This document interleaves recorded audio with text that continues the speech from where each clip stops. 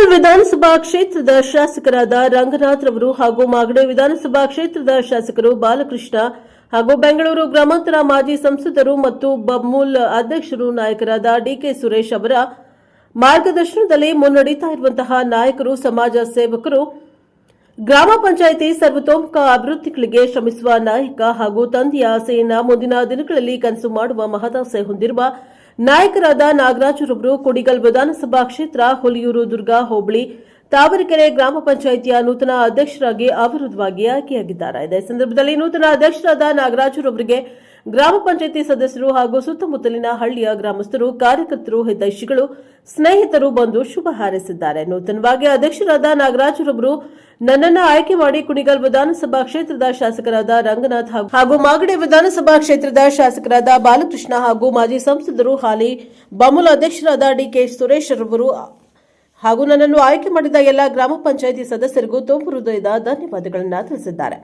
ಇದೇ ಸಂದರ್ಭದಲ್ಲಿ ಮಾಧ್ಯಮದ ಜೊತೆಯಲ್ಲಿ ಮಾತನಾಡಿದ ನಾಗರಾಜರವರು, ಮುಂದಿನ ದಿನಗಳಲ್ಲಿ ನನ್ನನ್ನು ನಂಬಿದ ಜನರಿಗೆ ಯಾವತ್ತೂ ಕೈ ಬಿಡೋದಿಲ್ಲ. ಬಡ ಮತ್ತು ಮಧ್ಯಮ ವರ್ಗದ ಜನರಿಗೆ ಈ ಖಾತೆ ದೊರಕ್ತಾ ಇಲ್ಲ. ಮುಂದಿನ ದಿನಗಳಲ್ಲಿ ಈ ಖಾತೆ ಮಾಡುವುದರಲ್ಲಿ ಯಶಸ್ವಿಯಾಗಿ ಮಾಡಿಸಿ ಕೊಡ್ತೇನೆ. ನನಗೆ ಸಿಕ್ಕಿರುವ ಅವಧಿಯಲ್ಲಿ ಗ್ರಾಮ ಪಂಚಾಯಿತಿ ಅಭಿವೃದ್ಧಿ ಮಾಡ್ತೇನೆ. ಸಹಕಾರದಿಂದ ಬರುವ ಅನುದಾನವನ್ನು ತಂದು ಗ್ರಾಮ ಪಂಚಾಯಿತಿಗೆ ಅಭಿವೃದ್ಧಿಗೆ ಶ್ರಮಿಸುತ್ತೇನೆ ಎಂದು ಮಾಧ್ಯಮದ ಮುಖಾಂತರ ತಿಳಿಸಿದ್ದಾರೆ. ಬ್ಯೂರೋ ರಿಪೋರ್ಟ್, ಶೋಭಾ ಪೇಶಾಪವ ಟಿವಿ, ಬೆಂಗಳೂರು. ಪರವಾಗಿ ತಾವು ಏನು ಅಧ್ಯಕ್ಷರಾಗಿದ್ದೀರಾ, ಅಭಿನಂದನೆ ಸಲ್ಲಿಸಕ್ಕೆ ಇಷ್ಟಪಡ್ತೀವಿ. ತಾವು ಯಾರ್ಯಾರಿಗೆ ಕೃತಜ್ಞತೆ ಹೇಳೋದಕ್ಕೆ ಈ ಸಂದರ್ಭದಲ್ಲಿ ಯಾರ್ಯಾರು ಕೃತಜ್ಞತೆ ಹೇಳೋದಕ್ಕೆ ಇಷ್ಟಪಡ್ತೀರಾ ಸರ್? ಮೊದಲನೇದಾಗಿ ನಾನು ಫಸ್ಟ್ ಟೈಮ್ ಮೆಂಬರ್ ಆದ ರಾಜಕಾರಣಕ್ಕೆ ಬಂದು ನನ್ನ ಊರಿನ ಗ್ರಾಮದ ಜನತೆ ಪರವಾಗಿ ಅವರಿಗೆ ಅಭಿನಂದನೆ ಸಲ್ಲಿಸ್ತೀನಿ. ಆರ್ಬಳ್ಳಿ ಗ್ರಾಮ ಜನತೆ ಪರವಾಗಿ ಫಸ್ಟ್ ನಾನು ಅವರಿಗೆ ಜನತೆ ಇದ್ರೆ ನಾವು ಇವತ್ತು ಅವರು ಒಂದು ಅಧಿಕಾರ ಕೊಟ್ಟಿದ್ದು ನನಗೆ ಫಸ್ಟ್ ಟೈಮು ಅಧ್ಯಕ್ಷರಾಗಿದ್ದೀನಿ. ಆದ್ದರಿಂದ ನಾನು ನಮ್ಮೂರಲ್ಲಿ ಆದಷ್ಟು ನನ್ನ ಕೈಲಾದಷ್ಟು ಮೀರಿ ನಾನು ಕೆಲಸ ಮಾಡಿಸ್ತಾ ಇದ್ದೀನಿ. ಮಾನ್ಯ ಶಾಸಕರ ಇದರಿಂದ ಅವರ ಮಾರ್ಗದರ್ಶನದಲ್ಲಿ ನಾನು ಡಾಕ್ಟರ್ ರಂಗನಾಥ್ ಸಾರು ನನ್ನ ತಮ್ಮಂತರ ಇನ್ನು ಮಾಡಪ್ಪ ನಾನು ಇದ್ದೀನಿ ಅಂತ ಹೇಳಿ ಸಪೋರ್ಟ್ ಮಾಡ್ತಾ ಇದ್ದಾರೆ. ಅವರ ಮಾರ್ಗದರ್ಶನದಲ್ಲಿ ನಾನು ನಮ್ಮೂರಲ್ಲಿ ಒಂದಪ್ಪ ಅಭಿವೃದ್ಧಿ ಮಾಡಿದ್ದೀನಿ. ನನಗೆ ಸಮಾಧಾನ ಐತೆ. ಬಟ್ ನಾನು ನಮ್ಮ ಪಂಚಾಯತಿ ವೈದ್ಯರು ಏನಾದ್ರು ಒಂದು ಅಭಿವೃದ್ಧಿ ಮಾಡಿ ಚೇಂಜಸ್ ಆಗಬೇಕು. ಹಿಂಗೆ ಇದ್ರೆ ಆಗಲ್ಲ, ಜನಗಳು ತಿಳುವಳಿಕೆ ಬರಬೇಕು. ಆದ್ರಿಂದ ನನಗೆ ಒಂದು ಅವಕಾಶ ಕೊಟ್ಟಿದ್ದಾರೆ. ನನಗೆ ಕಡಿಮೆ ಟೈಮ್ ಅವಧಿ ಐತಿ. ಆದ್ರೂ ಏನಾದ್ರು ಒಂದು ಜನಗಳಿಗೆ, ಬಡವರಿಗೆ ಒಂದು ಒಳ್ಳೆ ಮಾಡಿಸ್ಕೊಡ್ಬೇಕು ಅನ್ನೋ ನನ್ನ ಮನಸ್ಸಿನ ಅಭಿಪ್ರಾಯ. ಆದ್ರಿಂದ ಅವರ ನಮ್ಮ ಶಾಸಕರ ಮಾರ್ಗದರ್ಶನದಲ್ಲಿ ನಾನೊಂದು ಮಾಡಬೇಕು ಅಂತ ಅಂದ್ಕೊಂಡಿದ್ದೀನಿ. ನಮ್ಮ ಶಾಸಕರು ಇವಾಗ ಬೆಳಗಾವಿ ಅಧಿವೇಶನದಲ್ಲಿ ಇದ್ದಾರೆ, MLA ಸಾಹೇಬರು. ಅವರನ್ನು ಶನಿವಾರ ಬಾರಪ್ಪ ಬಂದು ಮೀಟ್ ಮಾಡಪ್ಪ ಅಂತ ಹೇಳಿದ್ದಾರೆ ನನಗೆ. ಶನಿವಾರ ಹೋಗಿ ಎಲ್ಲ ನಮ್ಮ ಮೆಂಬರ್ಗಳನ್ನೆಲ್ಲ ವಿಶ್ವಾಸಕ್ಕೆ ತಗೊಂಡು ಎಲ್ಲರೂ ಕರ್ಕೊಂಡೋಗ್ಬಿಟ್ಟು ಅವ್ರ ಹತ್ರ ಮಾತಾಡಿಸಿ ನಮ್ಮ ಪಂಚಾಯತಿ ಸ್ವಲ್ಪ ಹಿಂದುಳಿದೈತಿ. ನಮ್ಮ ಶಾಸಕರು ಗಮನ ಸೆಳೆದು ಅವರ ಮಾರ್ಗದರ್ಶನದಲ್ಲಿ ನಾನು ಒಳ್ಳೆ ಕೆಲಸ ಮಾಡಬೇಕು. ಈ ಖಾತಾ ಆಂದೋಲನ ಇವಾಗ ಸ್ಟಾರ್ಟ್ ಮಾಡಿದ್ದಾರೆ. ಬಡವರಿಗೆ ಪಾಪ ಏನು ಈ ಖಾತಾ ಹೆಂಗ್ ಮಾಡಿಸ್ಕೊಳ್ಳೋದು ಅಂದ್ರೆ ಗೊತ್ತಾಗಲ್ಲ. ಇಷ್ಟು ಜೊತೆ ನಾನು ನೋಡಿದ್ದೀನಿ, ನನ್ನ ಮೆಂಬರ್ ಇದ್ಯಾಪ ಹಿಂಗೆ ಆಯ್ತಲ್ಲ, ಏನು ಇವು ಎಲ್ಲ 15 ಫೈನಾನ್ಸ್ ದುಡ್ಡು ಬಂದಿಲ್ಲ, ನರೇಗಾದೆಲ್ಲ ಹಂಗೆಲ್ಲ ಬ್ಲ್ಯಾಕ್ ಆಗೈತೆ, ಅದೆಲ್ಲ ಒಂದು ಸ್ವಲ್ಪ ಮಾತಾಡಿ ನಾವು ಮಾಡಿ ಇವತ್ತೆಲ್ಲ ಕುಂತು ಮಾತಾಡಿಸಿ ಜನಗಳಿಗೆ ಆದಷ್ಟು ಒಳ್ಳೇದು ಮಾಡಬೇಕು. ನನಗೇನೋ ಒಂದು ಅವಕಾಶ ಸಿಗೋದು ಅಪರೂಪ ಜನಗಳಿಗೆ.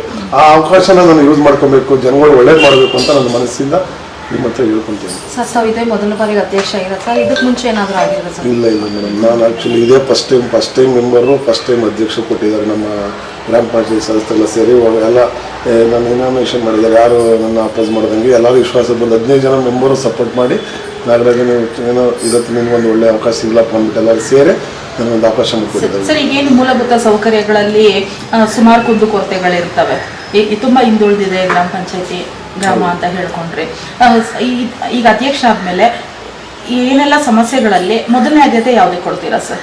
ಫಸ್ಟು ನೀರು, ಕರೆಂಟು, ಹಳ್ಳಿಗೆ ಗ್ರಾಮಕ್ಕೆ ಬೇಕಾದ ಮೂಲಭೂತ ಸೌಕರ್ಯ ಬೇಕಾಗಿರೋದು. ಅದನ್ನು ನೋಡೋಣ. ನಾನು ಆಲ್ರೆಡಿ PDO ಹತ್ರ ಮಾತಾಡಿ ನಾನು ಆಲ್ರೆಡಿ ಸ್ಟಾಫ್ ಮೀಟಿಂಗ್ ಕರೆದಿದ್ದೀನಿ. PDO ಹೇಳಿದ್ದಾರೆ, ಆಯ್ತು ಸರ್ ನಿಮ್ಗೆ ಸಪೋರ್ಟ್ ಕೊಡ್ತೀವಿ. ನಾನು ಹೇಳಿದ್ದೀನಿ, ನಾನೇ ನಿಮ್ಮ ಜೊತೆ ಬರ್ತೀನಪ್ಪ, ಏನು ಕೆಲಸ ಬೇಕು ಹೇಳಪ್ಪ, ನಮ್ಮ ಸಾಹೇಬ್ರಿಗಾಗಲಿ, MLA ಸಾಹೇಬ್ರಾಗಲಿ, ನಿಮ್ಮ ಇವತ್ತರಾಗಲಿ, ತುಮಕೂರಲ್ಲಿ ಏನು ಜಿಲ್ಲಾ ಪಂಚಾಯತ್ ಏನಾಗಬೇಕು ಕೇಳಪ್ಪ, ನಾನೇ ಖುದ್ದ ನೀನು ಕರ್ಕೊಂಡೋಗಿ ಮಾಡಿಸ್ಕೊಡ್ತೀನಿ ಅಂತ PDO ಹತ್ರ ಮಾತಾಡಿದ್ದೀನಿ. PDO ಆಯ್ತು ಸರ್ ಇಷ್ಟೊಂದು ಸಪೋರ್ಟ್ ಕೊಟ್ಟೆ, ಒಂದು ಮಾಡೋಣ ಚೇಂಜಸ್ ಮಾಡೋಣ ಅಂತ ಹೇಳಿದ್ದಾರೆ. ನೋಡೋಣ, ಒಂದು 2.5 ತಿಂಗಳಲ್ಲಿ 3 ತಿಂಗಳಲ್ಲಿ ಏನೋ ಒಂದು ಚೇಂಜಸ್ ಮಾಡ್ಬೋದು ಅಂತ ನಾನು ಅನ್ಕೊಂಡಿದ್ದೀನಿ. ಆದಷ್ಟು ಎಷ್ಟಾಗುತ್ತೆ ಅಷ್ಟು ಮ್ಯಾಕ್ಸಿಮಮ್ ಪ್ರಯತ್ನ ಬಿದ್ದು ನಾನು ಅದಕ್ಕೇನೋ ಸೀಟ್ಗೆ ಏನಿದೆ ಅದಕ್ಕೆ ಗೌರವ ತರಕ್ಕೆ ನಾನು ಯಾವತ್ತೂ ಬದ್ಧನಾಗಿರ್ತೀನಿ. ನನ್ನ ಕಳಂಕ ಓದ್ಕೊಳ್ಳೋಕೆ ರೆಡಿ ಇರಲ್ಲ. ನನಗೆ ಎಷ್ಟು ಅವಧಿಲಿ ಏನು ಮಾಡ್ಬೋದು ಅದನ್ನ ನಾಳೆಯಿಂದಲೇ ಸ್ಟಾರ್ಟ್ ಮಾಡೋಕೆ ನಾನು ಪ್ರಯತ್ನ ಬಿದ್ದಿದ್ದೀನಿ. ಸರ್, ಈಗಾಗಲೇ ಇನ್ನೇನು ಚುನಾವಣೆ ಸಮೀಪದಲ್ಲೇ ಇದೆ. ಗ್ರಾಮ ಪಂಚಾಯತಿ ಇರ್ಬೋದು, ಮತ್ತೆ ಜಿಲ್ಲಾ ಪಂಚಾಯತಿ, ತಾಲೂಕ್ ಪಂಚಾಯತಿ ಚುನಾವಣೆಗಳ ಈಗಾಗಲೇ ಆಗಬೇಕಿತ್ತು. ಕಾಲಾವಧಿ ಕಮ್ಮಿ ಇದೆ ಅಂತ ಈಗಾಗಲೇ ತಾವೇ ಹೇಳ್ಕೊಂಡ್ರೆ, ತಮ್ಮ ಹೆಜ್ಜೆ ಗುರುತು ಅಂದ್ರೆ ಜನರು ಶಾಶ್ವತವಾಗಿ ನೆನ್ಪಿಟ್ಕೊಳ್ಳೋಂಥದ್ದು ಏನ್ ಒಂದು ಸೌಲಭ್ಯಗಳು ಒದಗಿಸ್ಕೊಡ್ಬೇಕು ಅಂತ ಇದ್ದೀರಾ ಸರ್? ಮೇಡಮ್, ಶಾಶ್ವತವಾಗಿ ನಿಂತ್ಕೋಬೇಕು ಅಂದ್ರೆ ಈ ಖಾತಾ ಕೊಡಿಸ್ಬೇಕು. ಎಷ್ಟೋ ಜನಗಳಿಗೆ ಈ ಖಾತೆ ಏನಾಗ್ಬಿಟ್ಟಿದೆ, ಮನೆಗಳಿಗೆ ಲೋನ್ ತಗೊಳಕಲ್ಲ, ಅವ್ರದ್ದು ಅಡ್ರೆಸ್ ಸರಿಯಾಗಿರಲ್ಲ, ಹಳ್ಳಿ ಕಡೆ. ಆಮೇಲೆ ಅದು ಮೇನ್ ಈ ಖಾತದ ಅದೊಂದು ನನಗೆ ತಲೆ ಐತೆ, ಅದೊಂದು ಮಾಡಿಸ್ಕೊಡ್ಬೇಕು. ಆಮೇಲೆ ನಮಗೆ ಸಾಕಷ್ಟು ಮನೆಗಳು ಪ್ರಾಬ್ಲಮ್ ಐತೆ, ಬಡವರಿಗೆ ಮನೆಗಳಿಲ್ಲ, ನಿವೇಶನ ಕಲ್ಪಿಸ್ಕೊಡ್ಬೇಕು. ಅದು ಅದರಲ್ಲಿ ಏನೋ ಜನವರಿಗೆ ಏನೋ ಕೊಡ್ತೀನಿ ಅಂತ ಒಂದು ನೆನ್ನೆ ಮಾನ್ಯ ನಮ್ಮ ಸರ್ಕಾರದ ಮಾನ್ಯ ಜಮೀರ್ ಸಾಹೇಬರು ನೆನ್ನೆ ಹೇಳಿದ್ದಾರೆ, ಹಳ್ಳಿ ಕಡೆ ಮನೆಗಳು ಕೊಟ್ಟಿಲ್ಲ ಅಂತ. ಏನೋ ಪುಣ್ಯಾತ್ಮ ವಹಿಸ್ತೀವಿ, ಒಂದು ಹಳ್ಳಿಗಳದ್ದು ಮನೆನೇ ಇಲ್ಲ. ಇವು SC ಆಗಲಿ, ಬಡವರಾಗಲಿ, ಜನರಲ್ಗಾಗಲಿ ನನ್ನ ಹತ್ರ ಬಂದಾಗ ನಮ್ಗೆ ಒಂದೋ ಎರಡೋ ಬರುತ್ತೆ ವರ್ಷಕ್ಕೆ. ಅದು ಯಾರು ಕೊಡೋಕ್ಕಾಗ್ತಾ ಇಲ್ಲ. ಅದರಿಂದ ಅದೊಂದು ನಮ್ಮ ಸಾಹೇಬ್ರಿಗೆ ಸದನದಲ್ಲಿ ಮಾತಾಡಿ, ನೀವು ಮನೆಗಳೇ ಕೊಡ್ತಾರಲ್ಲ ಹಳ್ಳಿ ಕಡೆ, ಅಟ್ಲೀಸ್ಟ್ ಪಂಚಾಯತಿಗೆ ಒಬ್ಬ ಮೆಂಬರ್ಗೆ ಒಂದು ವರ್ಷಕ್ಕೆ ಒಂದು 15 ಮನೆ ಕೊಟ್ರೆ ಅಟ್ಲೀಸ್ಟ್ ಎಲ್ಲರೂ ಅಲ್ಲಿಗೆ 15 ಜನ ಮೆಂಬರ್ ಇರ್ತೀವಿ, ಅಲ್ಲಿಗೆ ಟೋಟಲ್ ಜಾಸ್ತಿ ಆಗಿದೆ, ಎಲ್ಲರೂ ಕೊಡ್ಬೋದು, ಸಮಾಧಾನ ಪಡಿಸ್ಬೋದು. ಈ 1-2 ಕೊಟ್ಟರೆ ಕಿತ್ತಾಡ್ತಾರೆ, ಯಾರು ಬೇಕಾದ್ರೂ ಕೊಟ್ಬಿಡ್ತಾರೆ. ನಾನು ಆಕ್ಚುಲಿ 1-2 ಮನೆ ಬಡವರಿಗೆ 5 ಲಕ್ಷ ಇದರಲ್ಲಿ ಸ್ಪೆಡ್ಡಲ್ಲಿ ಆಗಿರೋ 5 ಲಕ್ಷ ಬಟ್ಟಿ ಅವ್ರು ಹ್ಯಾಂಡಿಕ್ಯಾಪ್ಟ್ ಇದ್ರು, ಅವ್ರು ನಾನೇ ನಿಂತು ಎಲ್ಲ ಮಾಡಿಸಿ 5 ಲಕ್ಷ ಮನೆನೂ ವ್ಯವಸ್ಥೆ ಮಾಡಿಸಿ, ಒಂದು ಅಂಗನವಾಡಿ ಮಾಡಿಸಿ ನಮ್ಮೂರಲ್ಲಿ ನಾನು ನೀಟಾಗಿ ಕಟ್ಸ್ಕೊಟ್ಟಿದ್ದೀನಿ, ಸಾಮಾಜಿಕ ಸೇವೆ ಮಾಡ್ತಾ ಇದ್ದೀನಿ. ನಮ್ಮೂರ ಒಂದು ದೇವಸ್ಥಾನ ಮಾಡ್ತಾ ಇಲ್ಲ, ನಾವೆಲ್ಲ ಎಲ್ಲರೂ ಊರ ಒಗ್ಗಟ್ಟಾಗೆಲ್ಲ ಮಾಡ್ತಾ ಇದೀವಿ. ನಾನು ಯಾರ ಬಗ್ಗೆನೋ ಇದಾಗ ನಾನು ಮಾತಾಡೋದ, ಅದರಿಂದ ನನಗೆಲ್ಲಾನು ವಿಶ್ವಾಸ ತಗೊಂಡು ಒಂದು ಒಳ್ಳೆ ತಂದಲ್ಲಿ ಹೋಗ್ಬೇಕು ಅನ್ನೋ ನನಗೆ ಯಾರು ನನಗೆ ಏನಂದ್ರೆ ಏನೋ ನನಗೆ ಇಷ್ಟೊಂದು ಇಷ್ಟಪಟ್ಟು ನಾನೆಲ್ಲ ಜನ ನನಗೆ ಇಷ್ಟಪಡ್ತೀನಿ, ಅದನ್ನ ಉಳಿಸ್ಕೋಬೇಕು ಅನ್ನೋ ನಂದು ಹಂಬಲ. ಸರ್, ತಾವು ಇದು ಎಷ್ಟು ವರ್ಷದಿಂದ ರಾಜಕೀಯದಲ್ಲಿ ಸರ್? ನಾನು ಆಲ್ರೆಡಿ ಒಂದು 10 years ಇದ್ದೀನಿ. ಫಸ್ಟ್ ಮೂಲತಃ ನಾನು ಆಕ್ಚುಲಿ JDS ಅಲ್ಲಿ ಇದ್ದವನು.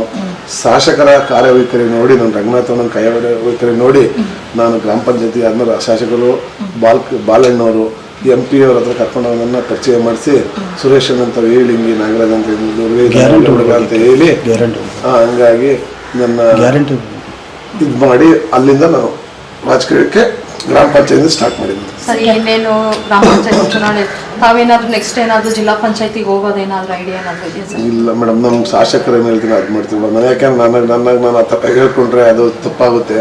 ಈ ಒಂದು ಯಾವ ಒಂದು ಉದ್ದೇಶ ಸಿಕ್ಕ ಅದರಲ್ಲೂ ಫಸ್ಟ್ ಪ್ರಯತ್ನ ಬಿದ್ದು ಒಂದು ಅಚೀವ್ಮೆಂಟ್ ಮಾಡೋಣ.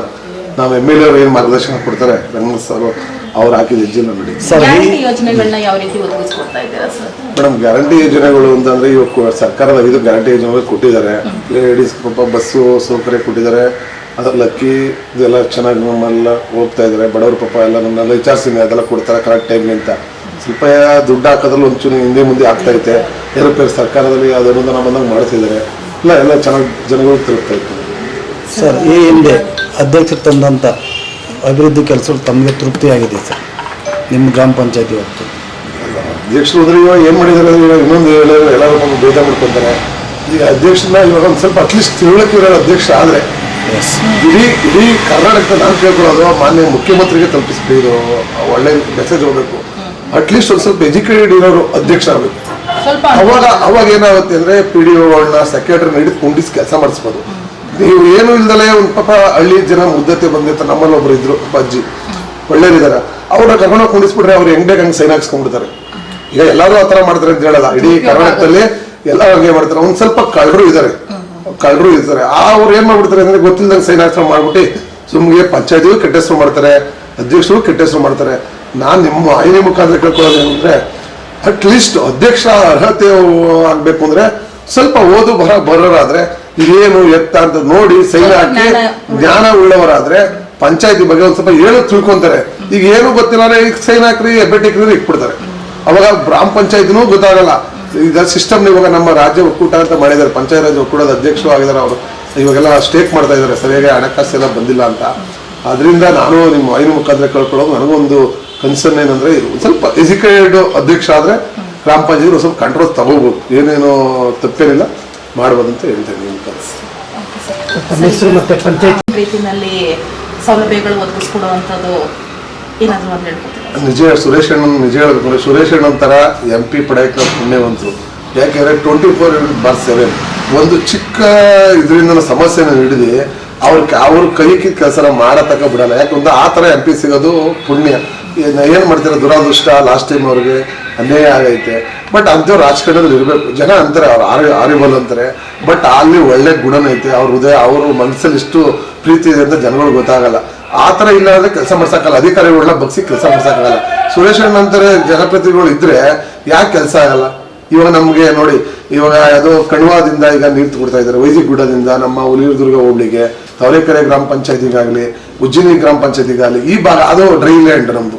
ಆಕ್ಚುಲಿ ನಮ್ಮ ಎಮ್ ಎಲ್ ಅವ್ರು ಬಂದ ಒಂದ್ಸತಿ ಘಾಟಿ ಮಾಡಿದೆ, ನಾವು ಯಾಕೆ ಲಿಂಕ್ ಕೆನಲ್ಗೆಲ್ಲ ನಾವು ಬರ್ಬೇಕಾದ್ರೆ ನಮ್ಗೆಲ್ಲ ನೀವು ಕಲೆಕ್ಟ್ ಮಾಡಿದ ಪೈಪ್ ಅಂದ್ಬಿಟ್ಟು ಶಾಸಕರು ಹೇಳಿದ್ರು, ಇಲ್ಲಪ್ಪ ಈ ತರ ಈ ಕಡೆಯಿಂದ ನಿಮ್ಗೆ ಕೊಡಿಸ್ತಾ ಇದೀವಿ, ಇದು ಈ ಕಡೆ ಅದು ಫ್ಲೋಯಿಂಗ್ ಆ ಕಡೆ ಮಾತ್ರ ಕುಣಿಗಲ್, ಈ ಕಡೆ ಕೊತ್ಕೆರೆ ಆ ಕಡೆ ಎಲ್ಲ ಅದು ನಮ್ಮ ಹೇಮಾವತಿ ಲಿಂಕ್ ಕೆನಲ್ ಮಾಡ್ತಾ ಇದೀವಿ. ಅವ ನಾನು ಹೇಳೋದು ಇಲ್ಲ, ಈ ವೈಜಿ ಗುಡ್ಡದಿಂದ ನಿಮಗೂ ಎಲ್ಲ ಪೈಪ್ ಲೈನ್ ಆಲ್ರೆಡಿ DPR ಆಗದೆ, ಈಗ ಆಲ್ರೆಡಿ ನೀರು ಬರೋಕ್ಕೆಲ್ಲ ಪ್ಲಾನ್ ಮಾಡಿದ್ದಾರೆ.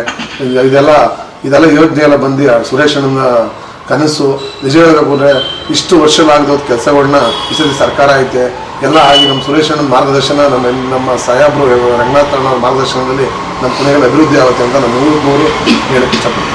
Okay sir, thank you sir.